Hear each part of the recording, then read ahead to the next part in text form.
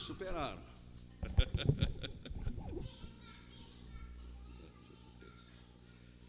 Vamos abrir nossas Bíblias, Evangelho de Jesus Cristo, que escreveu o apóstolo João, capítulo é o de número 11, e nós vamos continuar meditando nesse texto, capítulo de número 11, hoje verso de número 17 até o verso de número 37. Já estudamos ele de uma forma panorâmica, né? Sobrevoamos por cima desse capítulo, ou desse evento aqui, que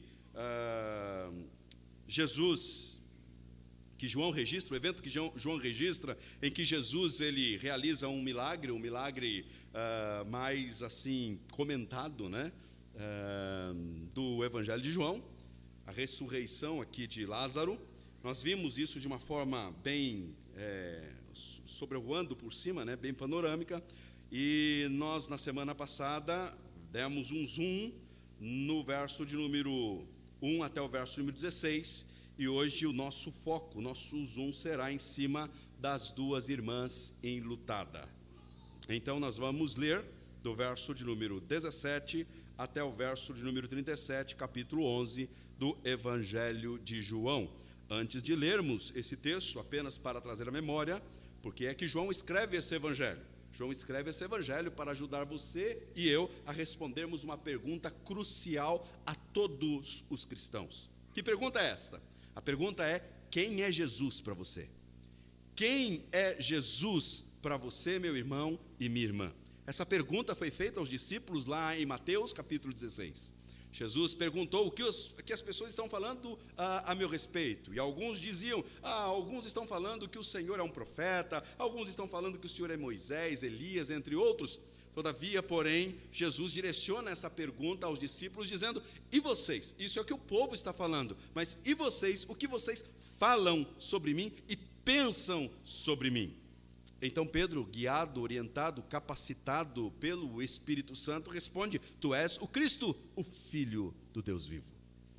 Então João, pensando, tendo essa pergunta na mente, e ele imaginando como eu posso auxiliar os meus irmãos que estão passando por grande tribulação, que estão passando por uma situação de dificuldade, perseguição aqui e acolá, como eu posso ajudá-los a responder essa pergunta, sem dúvida, sem titubear no coração? Então ele resolve escrever esse Evangelho no ano 90, 70 anos depois de Jesus ter feito essa mesma pergunta a eles. E lá no capítulo de número 20, verso de número 30 e 31, João ele coloca o resumo, por que ele escreve esse Evangelho. Lá no verso de número 30 e 31 diz assim, que Jesus realizou muitos outros sinais que aqui não foram registrados. Todavia, porém, todos quantos aqui estão registrados, foram registrados para que vocês creiam que Jesus é o Cristo, o Filho do Deus vivo, e crendo nele, tenham vida em seu nome. Tendo isso em mente, leiamos verso de número 17 até o verso de número 37. Palavra de Deus ao seu e ao meu coração hoje à noite diz assim: ao chegar, Jesus verificou que Lázaro já estava no sepulcro havia 4 dias. Betânia distava a cerca de 3 quilômetros de Jerusalém. E muitos judeus tinham ido visitar Marta e Maria, para confortá-las pela perda do irmão. Quando Marta ouviu que Jesus estava chegando, foi encontrá-lo, mas Maria ficou em casa. Disse Marta a Jesus: Senhor, se estivesse aqui, meu irmão não teria morrido. Mas sei que, mesmo agora, Deus te dará tudo o que pedires. Disse-lhe Jesus: o seu irmão vai ressuscitar. Marta respondeu: eu sei que ele vai ressuscitar na ressurreição no último dia. Disse-lhe Jesus: eu sou a ressurreição e a vida. Aquele que crê em mim, ainda que morra, viverá. E quem vive e crê em mim não morrerá eternamente. Você crê nisso? Ela lhe respondeu: sim, Senhor. Eu tenho crido que tu és o Cristo, o Filho de Deus que deveria vir ao mundo. E depois de dizer isso, foi para casa e, chamando-a à parte, Maria, disse-lhe: o mestre está aqui e está chamando você. Ao ouvir isso, Maria levantou-se depressa e foi ao encontro dele. Jesus ainda não tinha entrado no povoado, mas estava no lugar onde Marta o encontrara. Quando notaram que ela se levantou depressa e saiu, os discípulos, os judeus, que estavam confortando em casa, seguiram-na, supondo que ela ia ao sepulcro para ali chorar. Chegando ao lugar onde Jesus estava e vendo-o, Maria prostrou-se aos seus pés e disse: Senhor, se estivesse aqui, meu irmão não teria morrido. Ao ver chorando Maria e os judeus que a acompanhavam, Jesus agitou-se no espírito e perturbou-se. Onde o colocaram? Perguntou ele. Vem e vê, Senhor. Responderam eles. Jesus chorou. Então os judeus disseram: vejam como ele o amava. Mas alguns deles disseram: ele abriu os olhos do cego. Não poderia ter impedido que este homem morresse? Curve a tua fronte e oremos.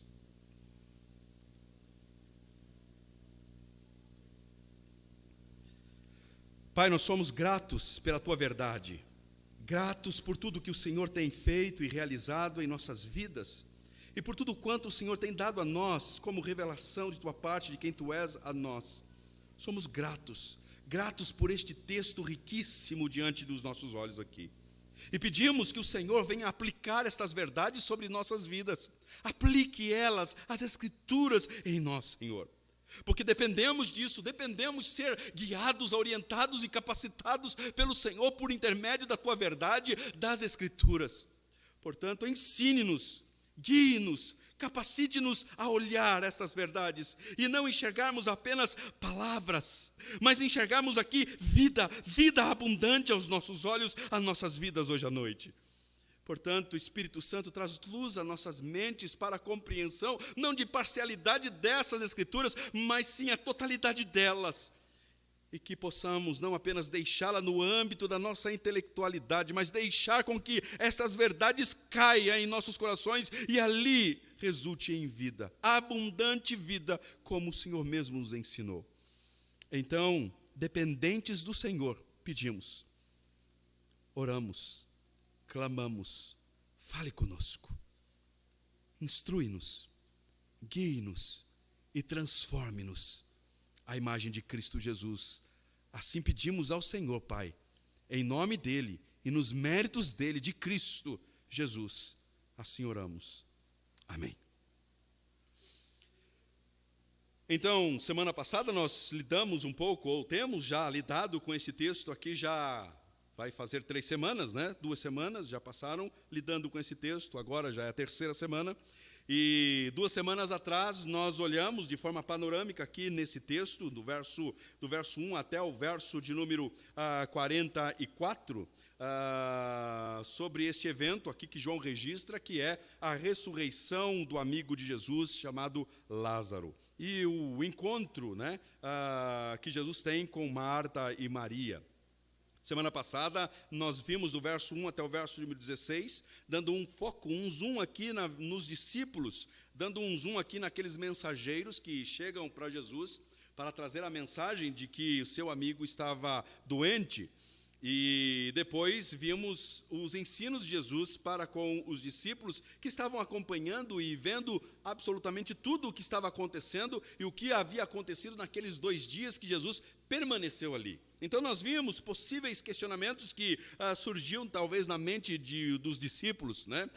Também possíveis questionamentos que surgiram na mente daqueles mensageiros que ouviram Jesus dizer: olha, esta doença não acabará em morte, mas ela resultará na glória de Deus, para que o Filho de Deus seja glorificado por meio dela. E eles voltam para casa, eles voltam para Betânia, e quando eles chegam lá, a realidade é outra. E o que fazer diante de uma realidade estarrecedora? Uma realidade que confronta com a verdade que nós ouvimos da boca do próprio Cristo. O que fazer? Crer na realidade ou crer na verdade a respeito daquilo que Cristo falou? Crer nas Escrituras ou crer na realidade que estão diante dos nossos olhos? Seguir a realidade, nos deixar ser guiados pela realidade em detrimento da verdade bíblica, ou ser guiado pela verdade bíblica mesmo e apesar de as realidades que os nossos olhos estão presenciando.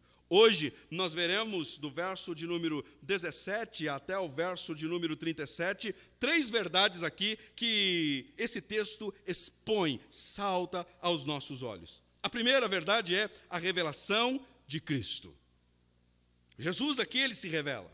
E nós vamos ver aqui quais são as revelações que esse texto vai nos mostrar sobre Jesus, o Cristo. Segundo, o conhecimento de Cristo. E terceiro, o testemunho convincente do amor de Cristo.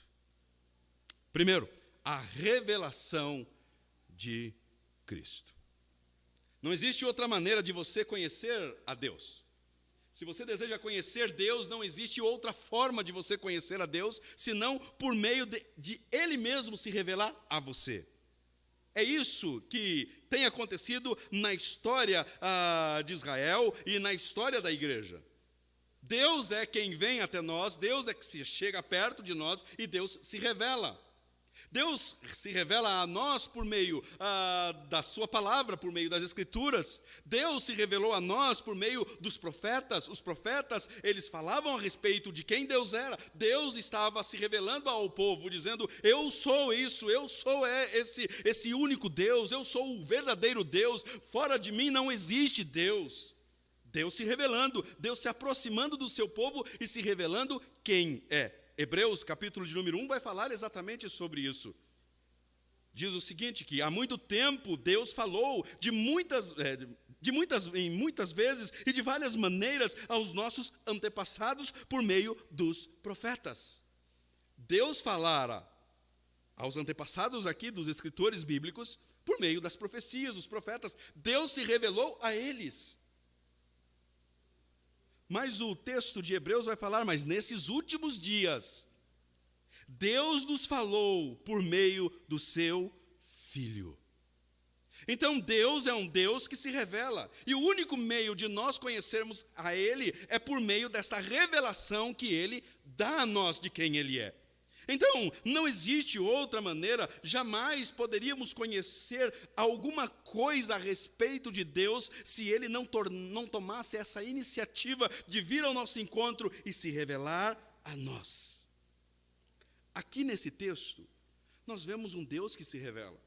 E não apenas um Deus que se revela, mas nós vemos aqui nesse texto um Deus que se alegra em se revelar e ser conhecido por nós. Onde está isso?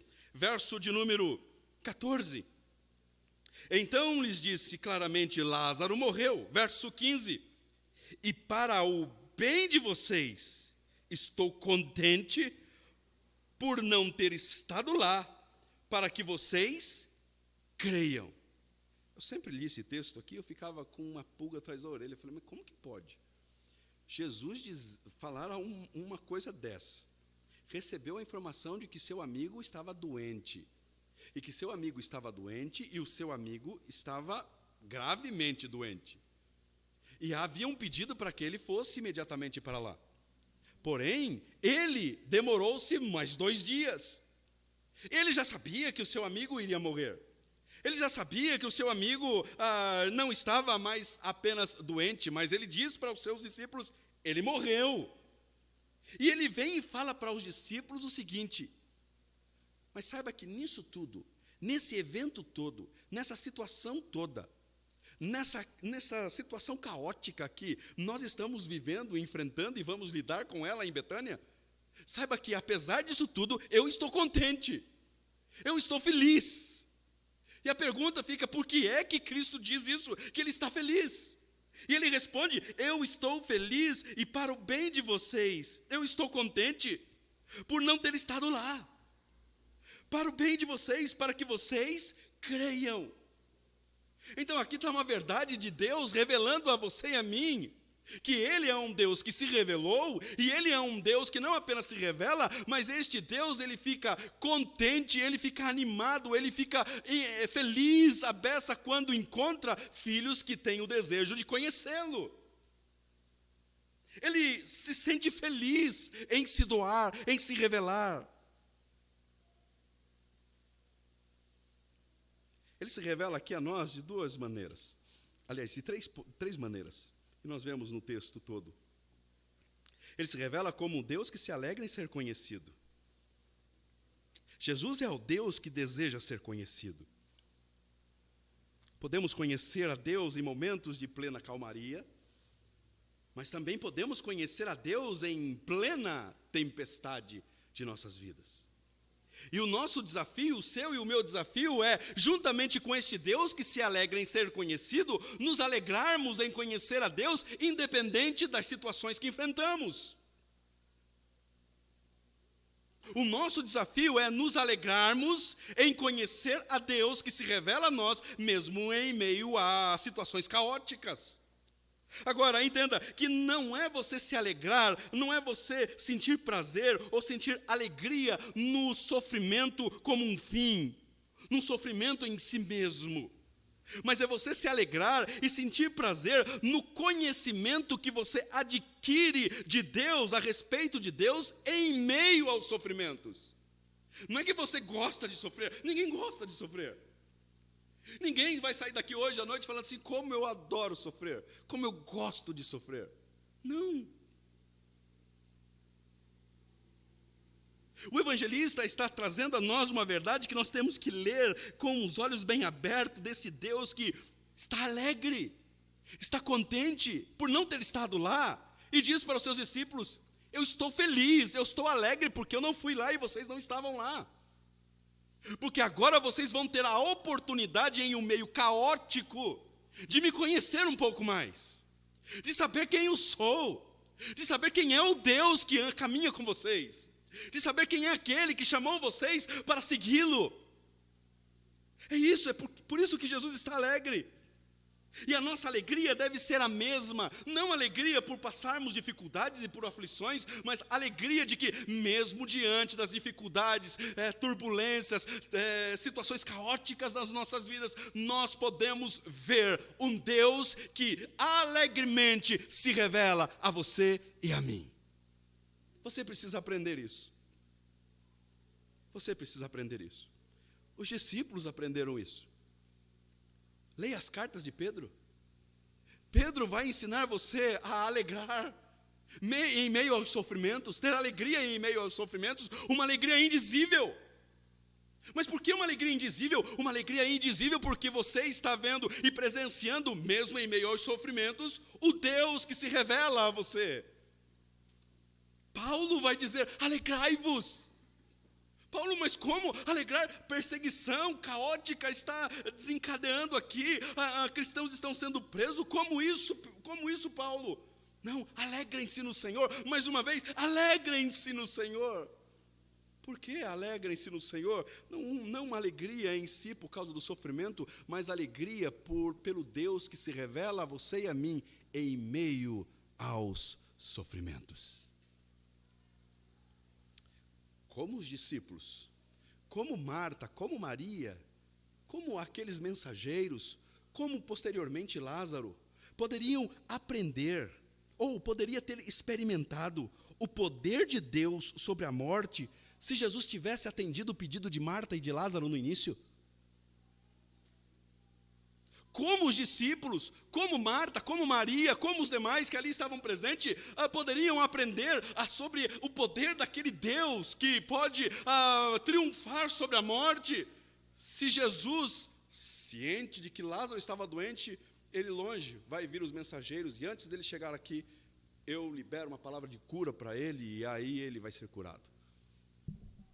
Como eles poderiam aprender, ter essa experiência do capítulo 11, como nós teríamos essa experiência de estar aqui hoje à noite, lendo e meditando nesses versos?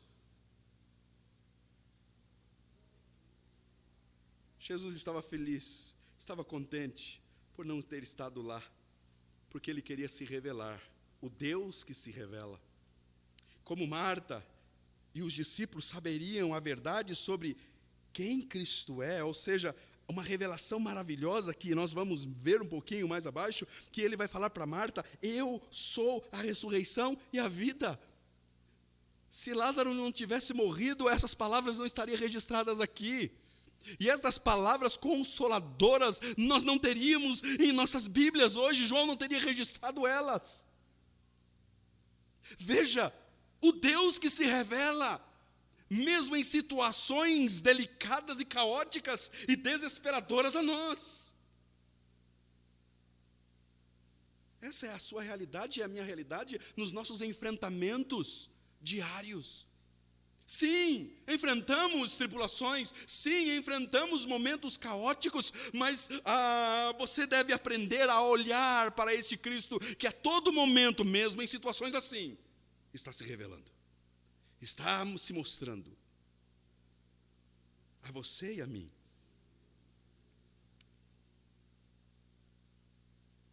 Quanto deixaríamos de aprender se Deus nos isentasse de todos os sofrimentos? Imagine se todos os sofrimentos fossem isentados, você não tivesse mais eles. Imagine o quanto você deixaria de ter aprendido, você não teria aprendido de Deus. Olhe para as suas experiências. Olhe para aquilo que Deus se revelou a você por meio das Escrituras, quando você estava em momentos delicados, enfrentando aqueles momentos que você achava, não, eu não vou conseguir, e Ele vem ao seu encontro, no auxílio, se revelando a vocês, se revelando a mim, se revelando a nós, como sendo este Deus que é. Nunca, em nenhum dos encontros com Marta, Maria, Lázaro, nunca houve uma promessa de isenção às doenças. Nunca houve uma promessa de isenção de fatalidades a Lázaro, a Maria, a Marta e a qualquer um de nós aqui hoje à noite. Nunca houve uma promessa assim. Mas sempre houve uma promessa de um Cristo vitorioso e glorificado no final da história. Sempre houve essa promessa. A promessa de um Cristo no final que seria glorificado por meio daquela doença. Esta é a sua e a minha promessa. Que mesmo em meio aos nossos enfrentamentos caóticos, mesmo em meio aos nossos enfrentamentos diários, por mais adversos que eles sejam, a promessa é essa: Ele, Deus, irá no final de tudo glorificar o seu nome através de tudo aquilo que acontece com você e comigo. Essa é a verdade. Não é isenção de sofrimento, mas é em meio aos sofrimentos vermos os vislumbres da glória deste Deus que se revela todos os dias a nós. Nunca houve uma promessa de extinguir dores. Nunca houve uma promessa de extinção de lágrimas aqui. Mas sempre houve a promessa de um Deus que é suficiente em meio a todas elas. Essa é a promessa. A promessa não é que você vai deixar de ter dor, a isenção de lágrimas, mas a promessa é que o Deus, este Deus glorioso, Ele é suficiente em todas essas situações. Essa é a verdade das Escrituras. E Ele se revela a nós pela verdade que é. Ele não apenas se revela como alguém que se alegra em ser conhecido, que quer e deseja ser conhecido em momentos mais adversos, mas Ele também é o Deus que se revela a nós sendo a verdade que é. Jesus aponta para a segurança e a esperança de todo cristão. Que segurança e que esperança é essa de todo cristão? Ele mesmo. Ele mesmo é essa segurança e essa esperança. Ele conversando com Marta vem ao encontro dele dizendo: Senhor, se o Senhor estivesse aqui, certamente Marta teria naqueles 2 dias conversado com sua irmã, dizendo: olha, se ele estivesse aqui, nosso irmão não teria morrido, nosso irmão não teria morrido. Se ele estivesse aqui, talvez fosse corriqueira essa conversa naqueles dias. E quando ela vê Jesus, ela corre aos pés de Jesus e diz: Senhor, se o Senhor estivesse aqui, meu irmão não teria morrido. Não teria morrido. Mas ele disse para Marta: Marta, eu sou. Egoimi, eu sou a ressurreição e a vida. Jesus aqui aponta para uma verdade para Marta, dizendo para ela assim: olha, para quem morreu, Marta, eu sou a ressurreição. Mesmo que morra, viverá. E para quem está vivo, Marta, eu sou a verdadeira vida. Quem crer em mim nunca morrerá eternamente. Jesus chama a atenção de Marta para essa verdade. Eu sou, Marta. Eu sou a ressurreição. Marta, eu sou aquele em quem você pode colocar a sua esperança, Marta. Você não aprendeu isso ainda? Quantas vezes Jesus tinha ido na casa de Marta, Maria e Lázaro? Não sabemos quantas vezes, mas muito certo que não foi uma vez, duas vezes apenas, várias vezes. Há uma familiaridade, há uma proximidade entre eles. Certamente Marta, Maria, Lázaro, sentado aos pés de Jesus, aprendendo sobre ele. Certamente Marta perguntando, Senhor, como será o final dos tempos? Jesus conversando com eles a respeito dessas verdades que ele ensinou aqui. Sabia de tudo isso. E aí Jesus vem e diz para ela, Marta, Marta, eu sou a ressurreição. Jesus chama a atenção de Marta a essa verdade. Só pode viver verdadeiramente aquele que descansa naquilo que ele, Jesus, é. Jesus não está dizendo para Marta, Marta, daqui a um tempo, eu vou ser a ressurreição. Não, ele não diz isso. Marta, eu convido você a apostar em mim, porque daqui a um tempo eu serei a ressurreição e a vida. Jesus não diz isso.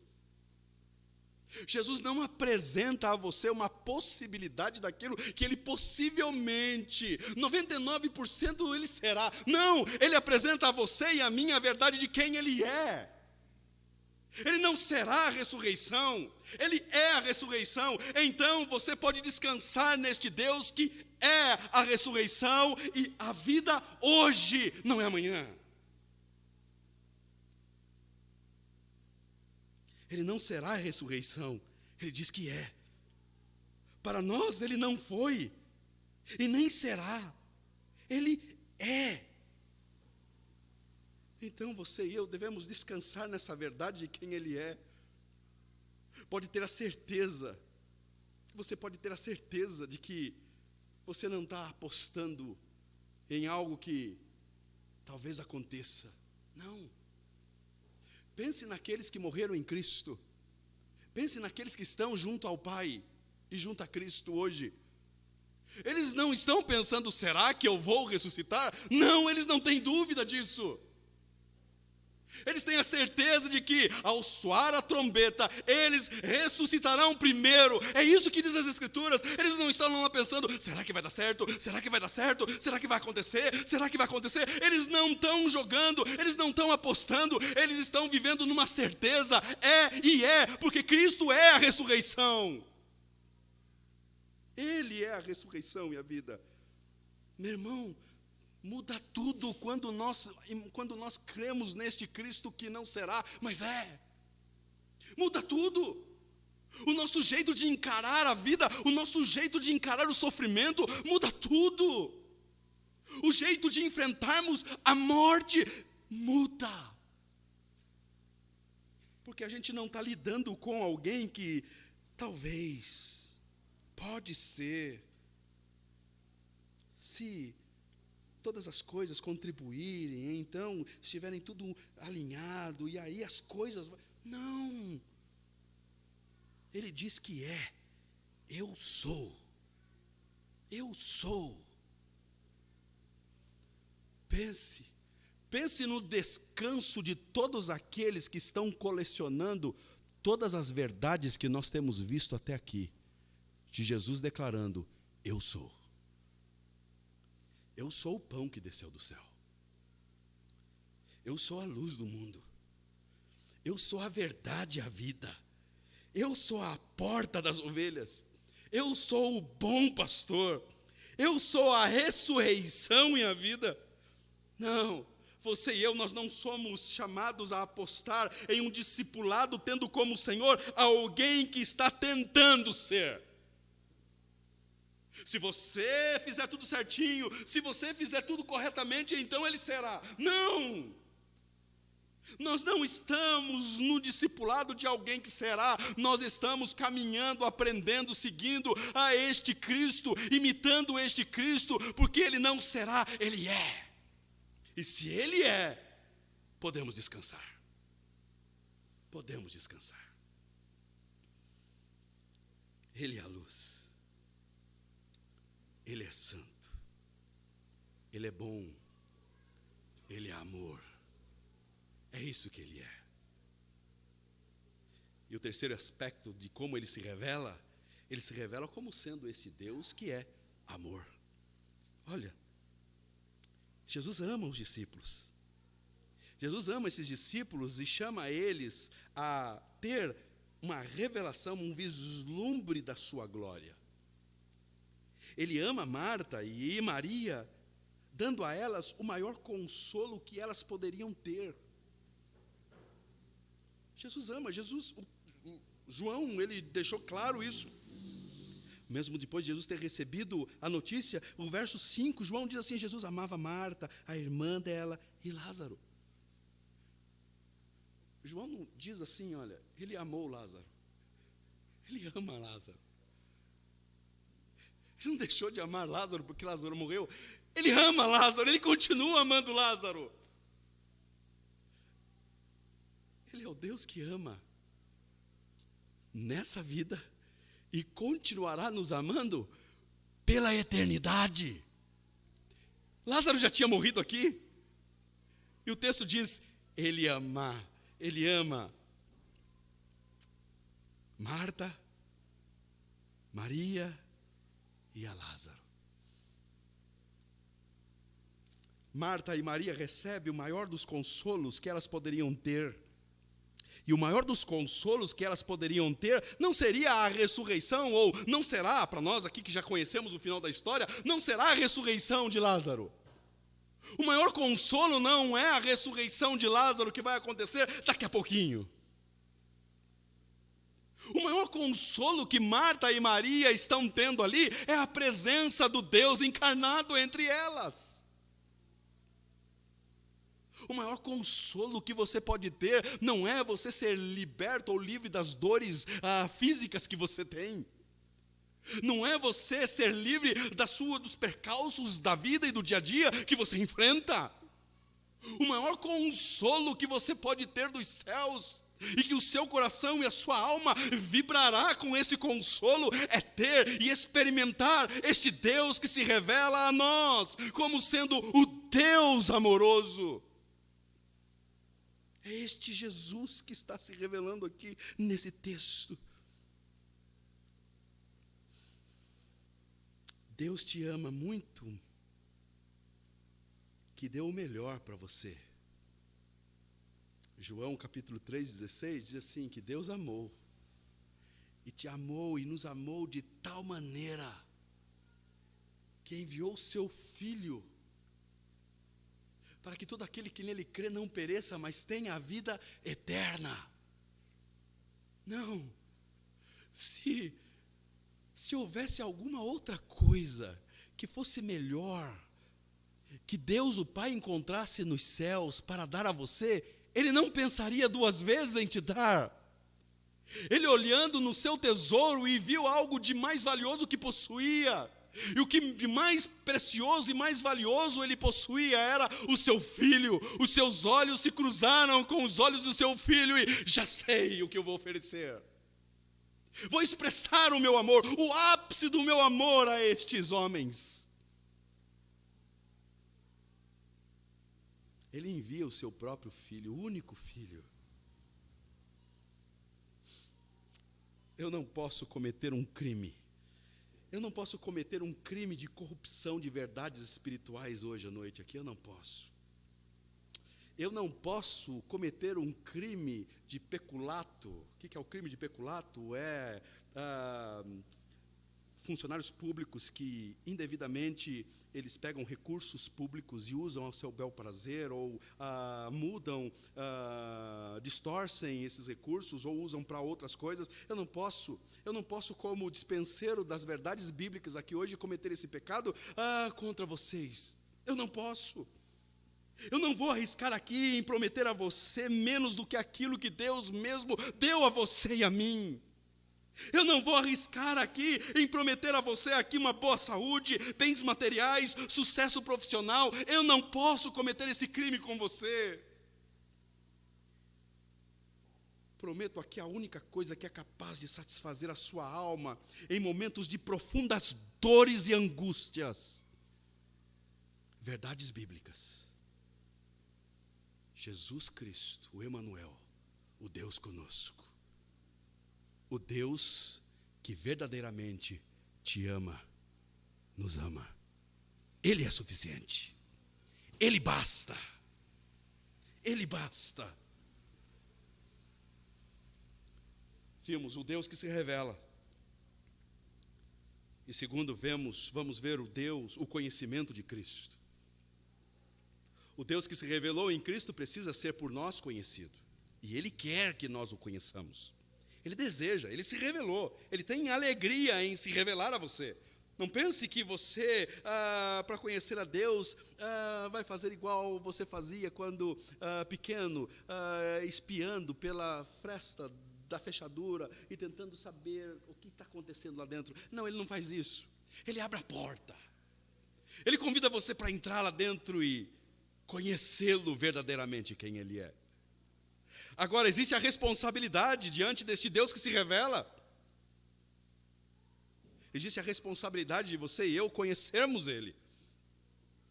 Então não basta termos, e aqui o nível de conhecimento que Ele deseja que você e eu tenhamos, não é apenas aquele nível intelectualizado.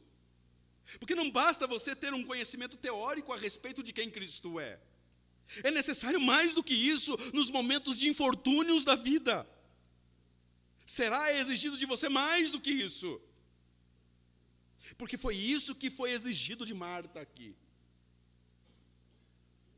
Quando ela está conversando com Jesus, Marta, Jesus disse, o seu irmão vai ressuscitar. Jesus disse para ela, Marta, o seu irmão vai ressuscitar. Verso 24, ela diz, Marta respondeu, eu sei que ele vai ressuscitar na ressurreição, no último dia. Demonstrando aqui que ela teve uma conversa com Jesus sobre isso. Demonstrando aqui que em uma das visitas, ela perguntou a Jesus o que vai acontecer nos últimos dias. E Jesus ensinou ela, os mortos vão ressuscitar. As trombetas vão soar e os mortos vão ressuscitar. E ela aprendeu. Mas aquilo que ela aprendeu não tinha caído no coração dela e criado raiz. Eu sei que ele irá ressuscitar na ressurreição do último dia. Aqui Marta se revela como sendo alguém que tem informações teológicas e teóricas. Uma escatologia individual aqui com relação à morte.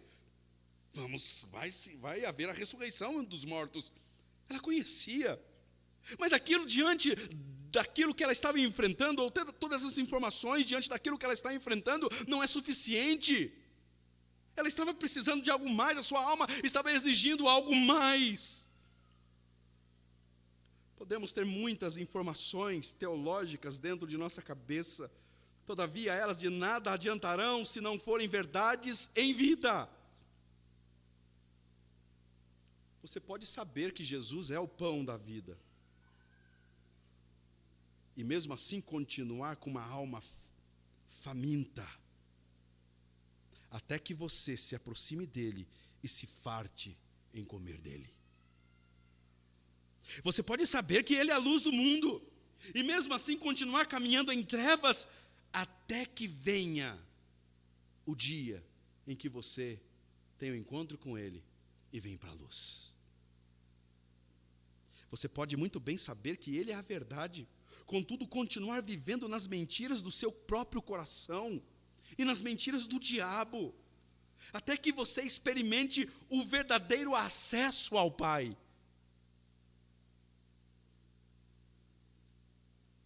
Você pode saber que ele é o verdadeiro pastor e mesmo assim continuar debaixo da opressão dos falsos mercenários. Você pode saber que ele é a ressurreição e mesmo assim continuar como alguém sem esperança futura. O que Ele quer que você conheça é não apenas intelectualizar informações intelectuais a respeito dEle. Marta, eu sou a ressurreição e a vida. Aquele que crê em mim, ainda que morra, viverá. E quem vive e crê em mim, não morrerá eternamente. A pergunta de Jesus é: você crê nisso? Jesus não diz para ela: você entendeu? Jesus vai além. Jesus pergunta: você crê? Essas verdades são verdades para você? Ou apenas informações a meu respeito? Tudo que você tem ouvido sobre Cristo, tudo aquilo que você tem colecionado sobre a pessoa de Cristo, você tem depositado no seu arcabouço de informações, ou você tem deixado com que isso produza vida? Você crê? Ou você apenas entendeu? Sim, o processo de crer se inicia por entender. Eu ouço, entendo. Mas quantas pessoas ouvem, entendem, mas não creem? O caminho do discipulado cristão é você ouvir, entender, processar intelectualmente, mas não parar por aí. É você permitir com que tudo aquilo que você ouviu, tudo aquilo que você colecionou sobre a pessoa de Jesus, o Cristo, promova em você vida. E na segunda-feira você exale vida por aquilo que você crê a respeito dele. Isso é cristianismo. Marta ouviu sobre ressurreição, mas a sua alma estava exigindo algo mais. Porque quando Jesus fala sobre isso, porque quando Jesus revela quem Ele é, a ressurreição e a vida, quando Jesus diz: eu sou, você crê nisso?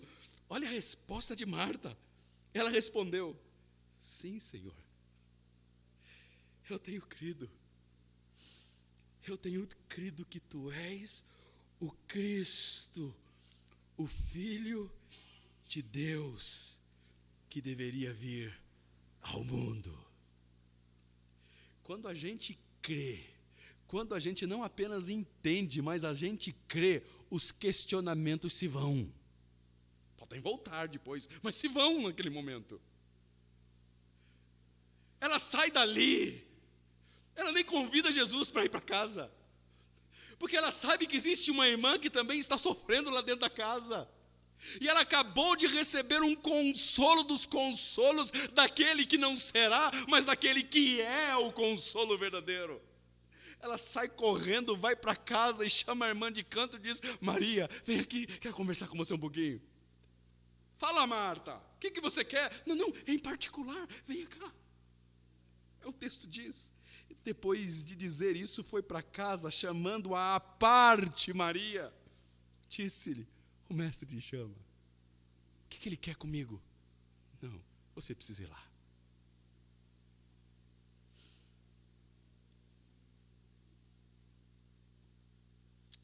Conhecer é crer. Então não basta você apenas ficar empolgado em decorar alguns versículos bíblicos. A pergunta continua sendo a mesma: você crê? Você crê nos versículos que você leu hoje? Você crê nos versículos que você meditou no decorrer desse dia? Você crê nos versículos que você ouviu nos devocionais durante a semana? Você crê nos versículos que você ouve nas pregações e na escola bíblica que você ouve pela manhã aqui nesse púlpito? Não, a pergunta não é você entendeu, a pergunta é você crê? Porque isso faz toda a diferença. Só haverá mudança de enxergar a realidade na ótica das Escrituras, quando você não apenas entende ela, mas você dá um passo a mais. Você entende, você processa e você crê. Porque o próximo passo de quem crê é descansar. Sua alma está relutando dentro de você? A pergunta continua sendo a mesma: Porque a sua alma está exigindo algo mais do que entender. A sua alma está exigindo crer naquele que é. Sim, Senhor. Que esta noite você saia daqui declarando como Marta: sim, Senhor, sim, eu creio, Senhor, que Tu és o Cristo, o Filho de Deus que devia vir ao mundo. Sua alma só encontrará descanso quando ouvir dos seus lábios esta resposta: sim, eu creio. Terceiro ponto e último ponto: o testemunho do amor e consolo de Cristo. Qual é o resultado do encontro deste Deus que se revela e de uma alma que deseja conhecer? Qual é o resultado? Qual é o resultado de um Deus que se despe, que se mostra, que se apresenta, que se revela? Quando encontra uma alma que anseia, que deseja, que quer. O desejo, o resultado não é outra coisa senão vida. Vida eterna.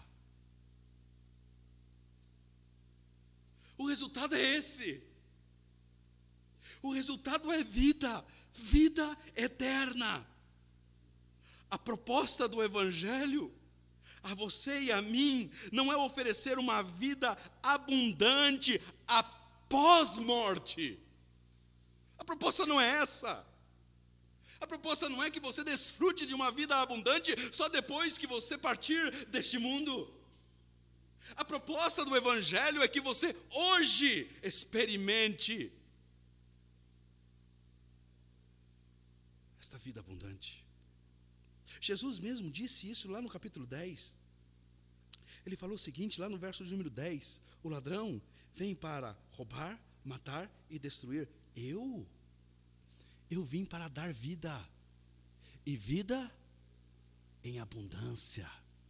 Não diz assim, olha, o ladrão veio para roubar, matar e destruir, e eu sou aquele que darei a vocês, ou vou dar a vocês, proporcionarei a vocês futuramente vida e vida abundante. Não, ele diz: eu sou aquele que propõe a vocês, que dá a vocês vida, que vocês tenham vida. E esse tenham vida é para agora, já. E não uma vida pequena, não uma vida diminuta, não uma vida apenas nos interesses desse mundo daqui, das coisas daqui, ter bens, posse, olhar, não é isso, isso não é viver abundantemente. Viver abundantemente é você ter esse vislumbre deste Deus que é, conhecê-lo. Nós vamos chegar nesse verso, mas apenas para adiantá-lo aqui, capítulo 17, verso 3 de João, olha o que diz. O que é então vida eterna, Luciano? Vida eterna é isso, verso 3. Esta é a vida eterna, que conheçam o único Deus verdadeiro e a Jesus Cristo, a quem enviaste. Isso é vida eterna. E se vida eterna é isso aqui, então Deus não quer que você tenha futuramente vida eterna apenas, Ele quer que você hoje, agora, já, nesse domingo, dia 28 de fevereiro, você tenha e desfrute desta vida eterna, abundantemente. Porque está diante dos seus olhos o Deus que se revela. Porque está diante dos seus olhos o Deus que apresenta a você quem Ele é. A proposta do Evangelho é oferecer a você um conhecimento de quem Ele é, e então desfrutar, por meio de quem Ele é, vida, abundante vida. Imagine como Marta e Maria viveram após aquele evento em Betânia. Tenta imaginar. Depois delas terem visto a revelação da glória de Deus e do Filho de Deus. Imagine como foi os seus dias pós-ressurreição. Imagine o devocional das duas. Nós temos o costume de fazer o nosso devocional. Imagine o devocional no grupo do WhatsApp da família de Marta, Lázaro e Maria. Imagine no devocional do WhatsApp da igreja de Marta, Maria e Lázaro. Imagine o devocional deles. Conheceram e continuam conhecendo aquele que é. A proposta do Evangelho não é apenas oferecer a você uma experiência real de consolo, mas vai além também. A proposta do Evangelho também é transformar você em uma ferramenta de consolo. Não é apenas consolar você. Sim, a promessa é esse Deus que é o Deus de todo consolo. Este Deus, ele se revela a você como sendo um Deus que quer ser conhecido, e um Deus que quer que você o conheça, e um Deus que ama você. Mas também esse Deus quer transformar e usar você para o consolo de tantos outros. Imagine como foram os encontros de Marta, de Maria e de Lázaro num culto fúnebre de algum irmão da sua igreja. Se existe algo difícil de se falar, encontrar palavras para falar, é nesse momento quando você está entrando naquele velório e você encontra um amigo seu que está desesperado, chorando pela morte de um ente querido. Onde encontrar palavras?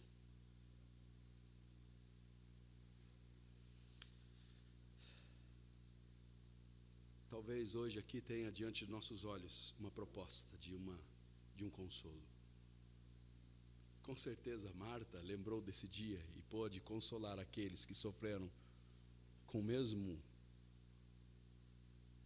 a mesma situação. Chamando no canto, disse: uma vez eu tive encontro com aquele que é a ressurreição e a vida.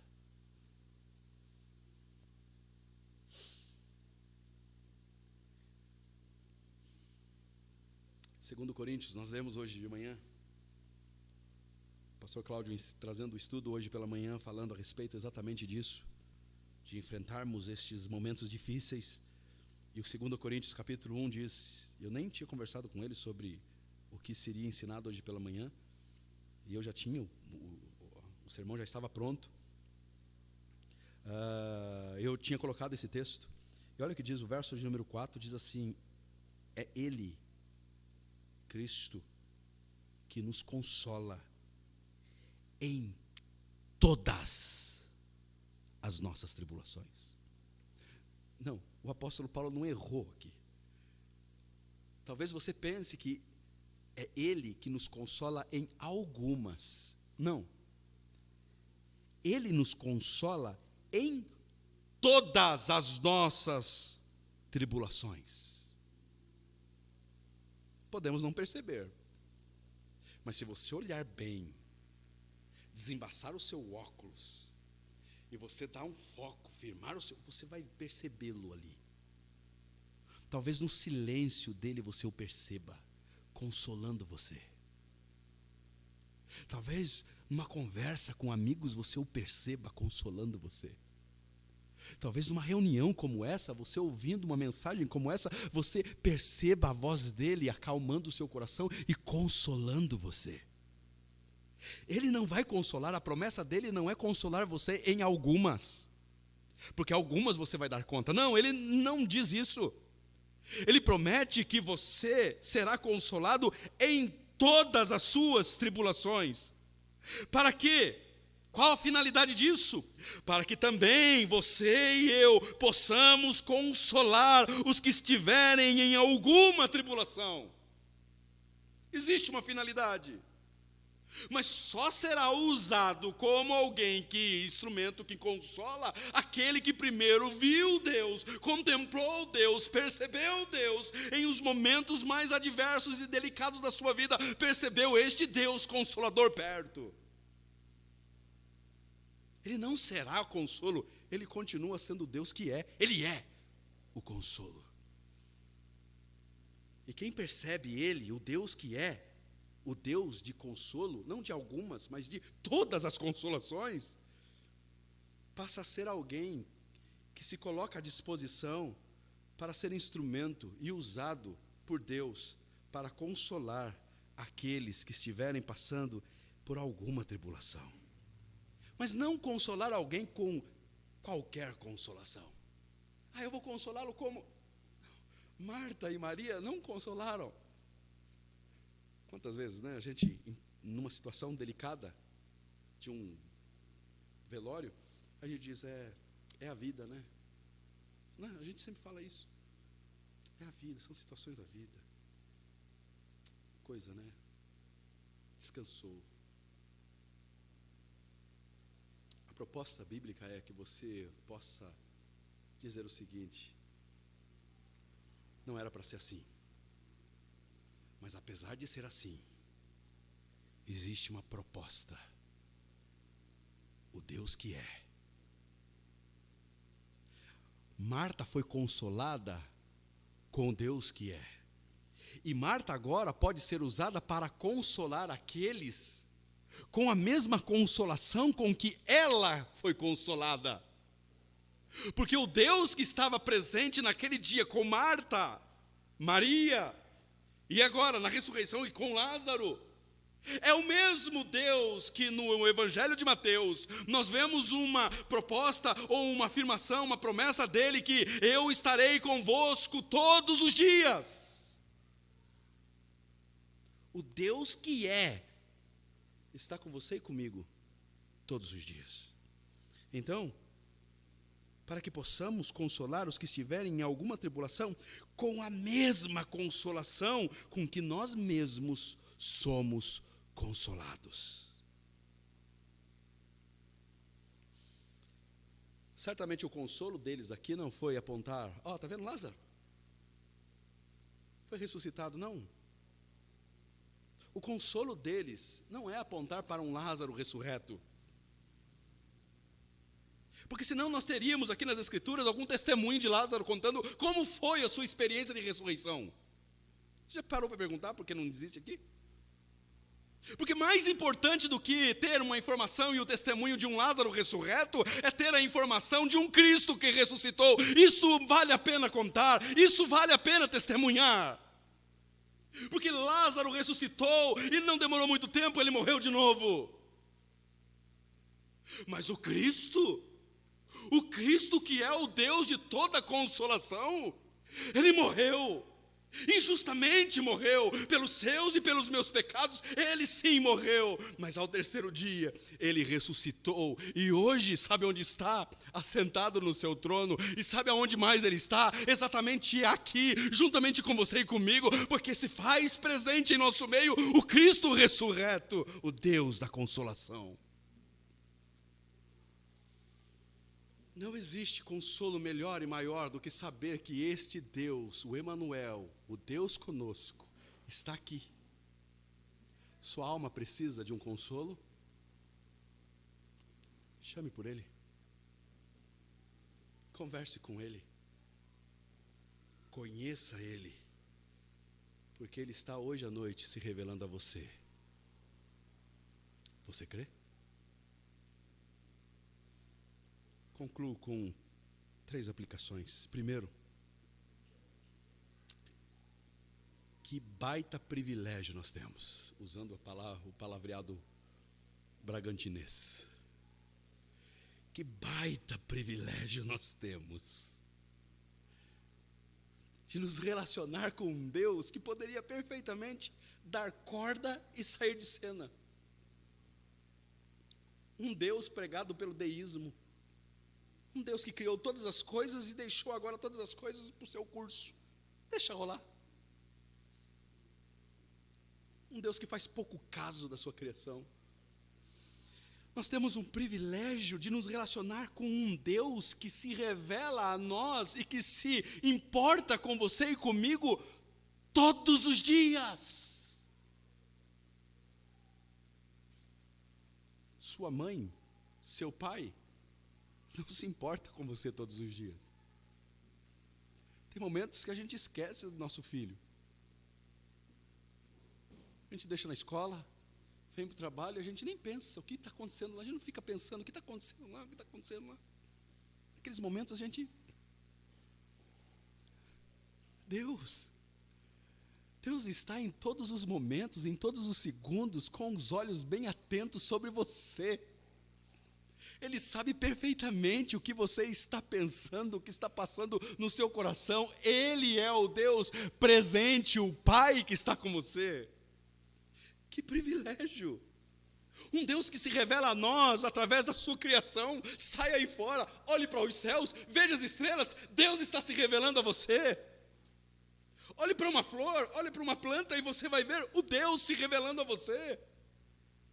Mas não apenas uma revelação geral que está à disposição de todos. Deus chamou a você e a mim para desfrutarmos de um relacionamento muito mais próximo, uma revelação especial de quem Ele é por meio das Escrituras, através do seu Filho. Sabemos quem Ele é.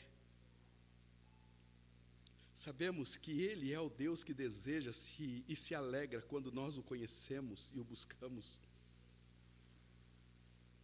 Segundo, você tem se deleitado em conhecê-lo? Diante desta informação de um Deus que se revela, você tem se deleitado em conhecê-lo? Ou você tem se contentado apenas em ter informações de quem Ele é? Saiba que esses conhecimentos teóricos sobre Deus não será suficiente quando a sua alma encontrar-se abatida. Não serão suficientes.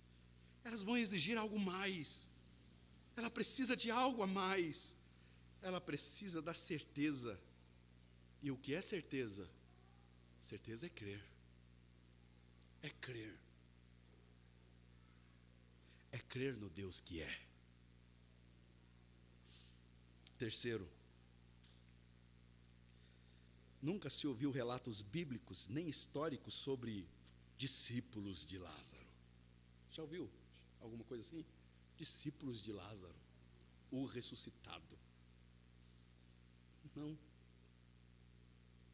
Não se ouve falar de discípulos de Marta, discípulos de Maria, as irmãs consoladas.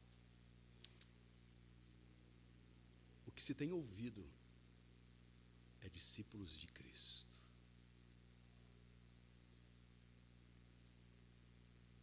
Sabe por que não há discípulos de Lázaro e nem discípulos de Marta e de Maria?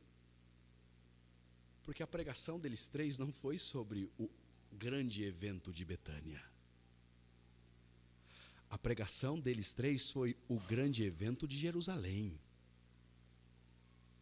A morte e a ressurreição daquele que é.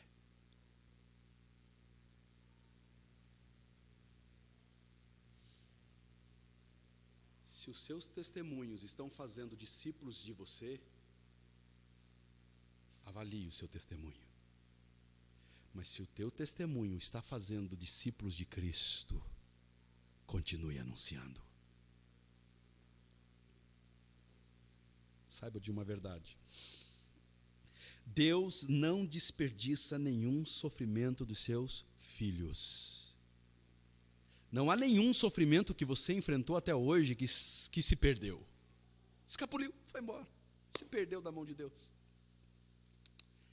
Nenhum sofrimento dos filhos de Deus é desperdiçado. Porque Deus sempre, de alguma forma, de algum modo, Ele usará esse sofrimento como ferramenta de consolo a outros que precisarem do mesmo consolo. Olhe à sua volta e você vai perceber e você vai encontrar alguém que está enfrentando aquilo que você um dia enfrentou. E a proposta do Evangelho é: seja um pequeno Cristo na vida dele ou dela. Console com o mesmo consolo que você foi consolado. Amém? Curva a tua fronte.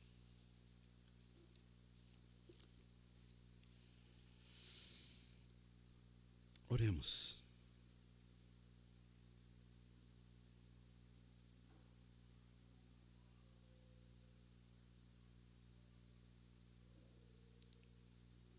Que verdades, Pai. Que verdades inauditas. Que verdades maravilhosas diante dos nossos olhos aqui hoje. Ajuda-nos, Senhor. Ajuda-nos a olhar para essas verdades, mas olhar com olhares de filhos, que não apenas entendem, mas que dão um passo a mais do que meramente entender. Filhos que desejam fazer com que essas verdades se tornem carne e osso. Que essas verdades se tornem vida. Ajuda-nos assim ser. Que possamos conhecê-lo diariamente e desfrutar o privilégio de conhecer o Deus que se revelou a nós. O único Deus, o verdadeiro Deus.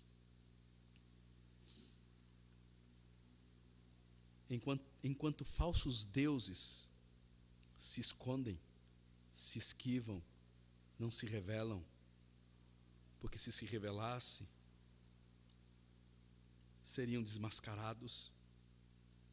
Portanto, dependem das sombras e vivem nas sombras. O Senhor, que é o Deus verdadeiro, o Deus da verdade, se revela.